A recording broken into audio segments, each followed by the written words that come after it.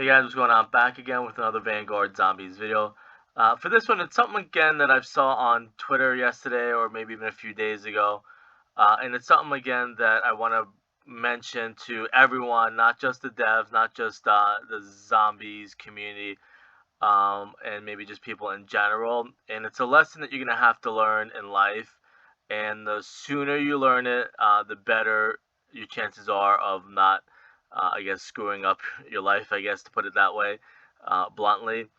Is again, people probably know if you've been following on both Twitter and YouTube that there's kind of a lesson to be learned for Vanguard, and it even goes back, like I've mentioned before, even with Black Ops 4, Cold War, and now Vanguard. But I think Vanguard maybe is the tipping point, or maybe Vanguard is the shit hits the fan, so to speak. Again, this is a lesson that you're gonna have to learn if you're in high school right now, if you're in college, if you're in your 20s or 30s, and even if you're older like that, even if you're one of the devs, if you've been at Treyarch for years or decades, or if you're new at Treyarch, um, and I've mentioned this a few videos ago, but probably when Vanguard first came out. Again, there's going to be a lesson to be learned, and it might actually benefit everyone in the long run. Vanguard, I said, might be the best thing to happen to Treyarch and Call of Duty, and maybe even the zombies community, where it might be a great way to get rid of a lot of these toxic zombie YouTubers. And again, the lesson that has to be learned or is being learned, or you should learn in life, is be careful who you're friends with. Be careful the choices that you make in life, because every choice, no matter if it's the smallest choice, can end up being the biggest problem in life. Because I saw yesterday, again, like I mentioned on Twitter, I saw that Charlie Intel made an article about some of the toxic zombie YouTubers, how again they're hating on Vanguard, they're hating on the zombies mode, and that's kind of one of the lessons to be learned. Is again, and it kind of confirms everything that I've been saying for the last couple of years and months now. The more toxic you are, the more clout you get, the more promotion you get, the more opportunities you get, both from the studios and on social media and YouTube and stuff like that.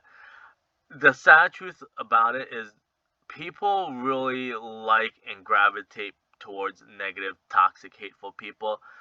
We saw it in a couple years ago in the U.S. presidential election, that like the more toxic, vile, hateful you are, it just is unfortunate that majority of the population are that type of person, and that's why they call people like the 1% or the 2%, because not everyone or majority of the people are not going to have a high IQ or is going to be intelligent. A lot of the general population is really vile and hateful and toxic.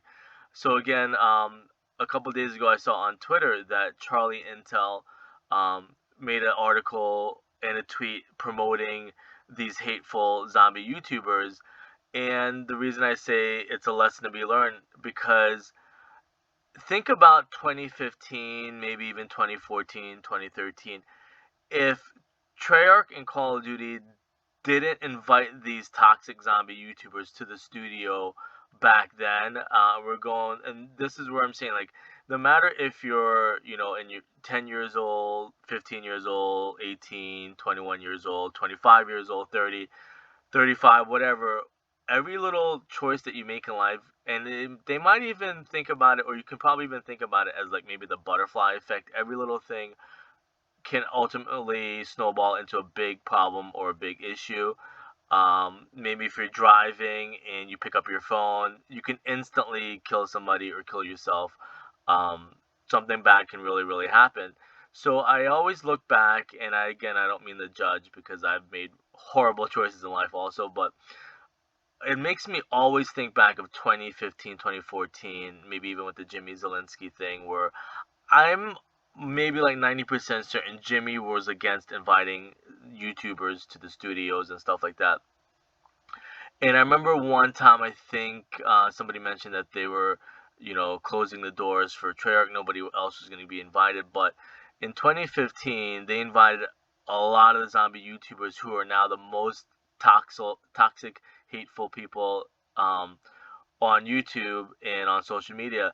And the unfortunate truth is, big news articles and news channels are going to always promote those people because it gets the most clicks and views. At the end of the day, money and greed is always going to run everything.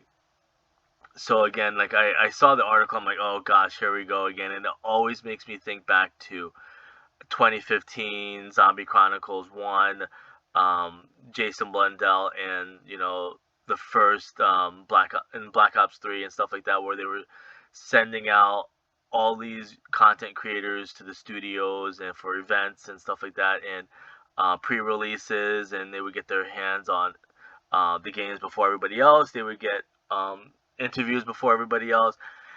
Now, like, flash forward 7 years later, like, these toxic zombie YouTubers probably would have moved on to other games. They probably would have found other ways to make money, because the other saying is, you fish for somebody, they'll eat for a day, and if you teach them how to fish, they'll eat for a lifetime. And because the studio, Treyarch, Call of Duty, Activision, invited these people out and gave them exclusive interviews, that's the only way they know how to make money. And the studio made a lot of money for those toxic zombie YouTubers, where now they don't know how to make content, they don't know how to look for stories, they don't know how to, like, piece stuff together. I myself am to fault with it also, because, like I mentioned, I used to give them all the answers. I used to be the one to look into story stuff. I'd be up at like 3 in the morning, 4 in the morning, looking at all the stories, the backstories, trying to piece stuff together.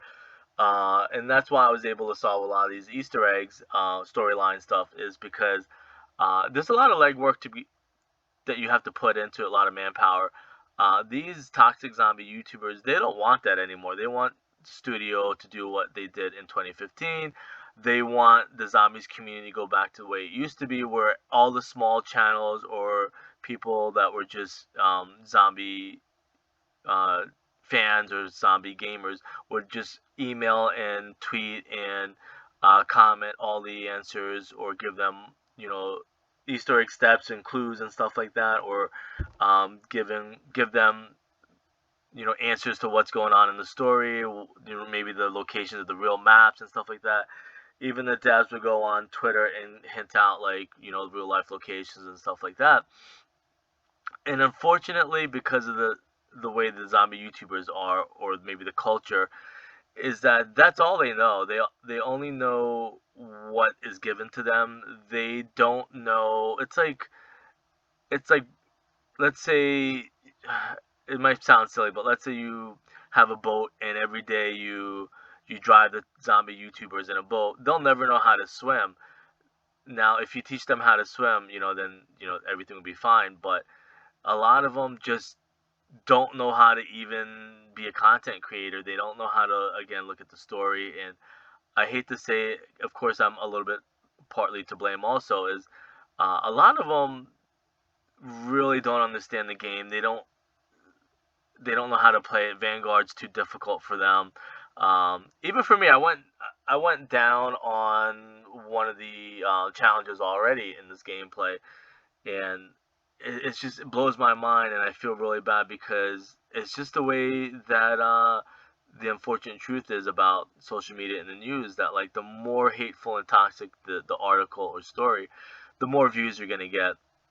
I understand that Charlie Intel, he wants to stay relevant and stuff like that, but it's just so unfortunate that the only way these content creators know how to stay, and I mentioned that a couple of days ago also, is it's almost like a virus or a troll. They're basically a troll. The only way a troll is ever gonna stay relevant is if people keep promoting them. The more they troll, the more reaction they get from people, the more news it generates, and they kind of keep them going. It's like if I went on Twitter and just trolled every single big company on Twitter, I would get so much clout and exposure that eventually I would grow and grow and grow, and that's probably why a lot of people don't grow on social media, don't grow on YouTube, is because they're not toxic and they're not vile and they're not hateful, and that's the only way.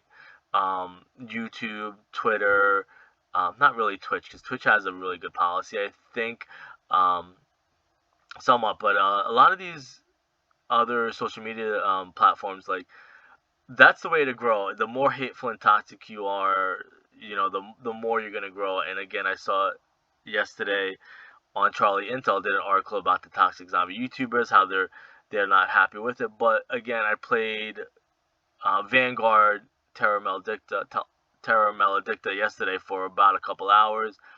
Um, and it's fine. It's perfectly fine. It's for the hardcore player. If you're really just guns and zombies and that's it, hardcore bare bone zombies, that's what the game is. It's meant for the better player. Every single mode in Call of Duty goes through this issue a couple years. Multiplayer went through it when Black Ops 4 was extremely difficult. Battle Royale Blackout was extremely difficult. Everybody jumped to Apex because Apex is like, you can literally be blind and get a win in Apex, or whatever, and get a win in Apex. It's just that people are always going to jump to the easiest game or mode or whatever. So the unfortunate truth is, Call of Duty is, and that started with, again, with Black Ops 4 Zombies 2. It was difficult. The Chaos story was difficult. It wasn't like Black Ops 3. People just stay on Black Ops 3 because honestly, you can just kill zombies, pop a perkaholic, pop some gobble gums, and go high rounds. Sit in the giant somewhere. It's really sad because people say it too. Black Ops 3 Zombies, if you watch gameplay, I guarantee you most people are sitting in a corner or training zombies in a small 2 foot by 2 foot area on the giant, or maybe in Shadows of Evil or something like that. Again, it just blows my mind that I saw it yesterday on Charlie Intel's Twitter that they're promoting some of these toxic zombie YouTubers, and it would be heartbreaking when COVID's over to see if Treyarch didn't learn their lesson and they still invite these toxic channels to the studios, or give them, COD partner codes and stuff like that. It would be heartbreaking, but it's not going to be surprising at all because I understand a lot of people don't do the research for their job. They get these positions and promotions or jobs or again, like, positions, and they don't even have the qualifications. Like, whoever's running the social media part of Call of Duty, Treyarch, Activision, I don't think they're researching and seeing or care about how toxic and hateful these zombie YouTubers are and stuff like that. Even Charlie Intel, like, well, actually, Charlie Intel's a little bit different because, again, he has to spread hate also because that's how he pays the bills and advertisers and stuff like that, since he's kind of like a news station. Um, but if you're a video game studio and you don't do your research and you invite some of these people, and it's sad too because, like, sometimes I do watch some of the toxic zombie YouTubers channels, and then they have like ads in the beginning of their videos, saying like, "Hey, this video is sponsored by whatever." And I'm like, you know what? That really sucks because that company didn't do their research. They don't know how hateful and negative and toxic the big channels are, or that big zombie YouTuber is, and it's unfortunate that I again keep seeing it, and we're already probably like 8 months, 6 months into Vanguard, and some people have commented they understand how hateful these zombie YouTubers are, the bigger channels that have been there with Jason Blundell in Black Ops 3, and they just kind of are resentful now that Treyarch isn't giving them, or Call of Duty isn't giving them, like, money, exclusive deals, or kickbacks, or card partnerships and stuff like that. That now they're just gonna be spiteful and hateful and spread more hate, lies again about the video game and stuff like that. Which again, I want to touch on it again really quickly, and I'm gonna end it with this: is um, I'm curious to see what's gonna happen in a few years with Black Ops 6. Now it's got pushed back an extra year. what's going to happen with the game and stuff like that. If it's going to start a whole new story, try and separate more and more from these toxic zombie YouTubers, and I've mentioned that before. It'd be very shocking if I saw Rick Toffin or anybody from the old storyline. They do need to just kind of like start over again and just pick a new story, whatever it is, or keep the same Dark Aether story. Just bring new characters into it. Anyways, I'm gonna leave it at that. I'll see you guys later.